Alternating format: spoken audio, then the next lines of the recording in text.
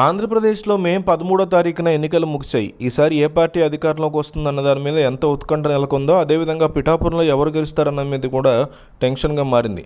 కారణం, జనసేన అధినేత పవన్ కళ్యాణ్ అక్కడి నుంచి ఎమ్మెల్యేగా పోటీ చేయడం జరిగింది.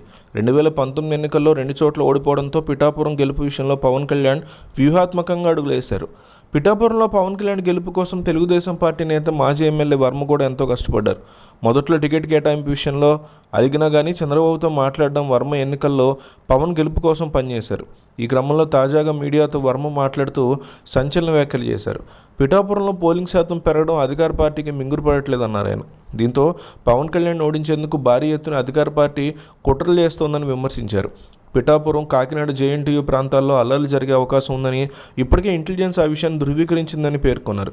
దీంతో కౌంటింగ్ కేంద్రం వద్ద భారీ భద్రత కల్పించాలని వర్మ ఎస్పీ సతీష్ కుమార్ని కోరారు.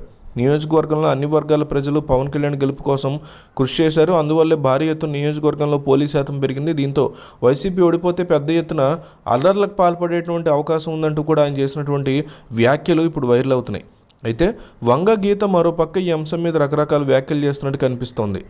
ఇప్పటికే టీడీపీ కూటమి నేతలు పవన్ కళ్యాణ్ అభిమానులు పిఠాపురంలో 1,00,000 మెజార్టీతో పవన్ కళ్యాణ్ విజయం సాధిస్తారని, ఈసారి రాష్ట్రంలో అత్యధిక మెజార్టీ సాధించిన వ్యక్తిగా పవన్ కళ్యాణ్ నిలుస్తారని చెప్తున్నారు.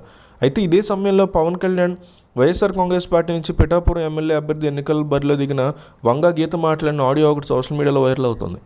ఈ ఆడియోలో వంగ గీత పవన్ కళ్యాణ్ ఒక సెలబ్రిటీ అని, ఒక పార్టీ ప్రెసిడెంట్ అని చెప్తూ ఆయన కోసం అందరూ వచ్చి ఎన్నికల ప్రచారం చేశారని, పవన్ కళ్యాణ్కి ఎన్నికల్లో 80,000 నుంచి 90,000 ఓట్లు వచ్చే అవకాశం ఉందని తాజాగా తన అంచనాగా చెప్పారు. వంగ గీత చేసిన వ్యాఖ్యలకు సంబంధించిన ఆడియో ఇప్పుడు సోషల్ మీడియాలో వైరల్ అవుతుంది. ఇక వంగ గీత మాట్లాడినట్టు ఈ ఆడియో పవన్ కళ్యాణ్ అభిమానులు సోషల్ మీడియాలో షేర్ చేసుకుంటూ 80,000 నుంచి 90,000 మెజారిటీ వస్తుందని వంగ గీత చెప్పారంటున్నారు. కానీ ఆమె అందులో చెప్పింది ఓట్లు వస్తాయని.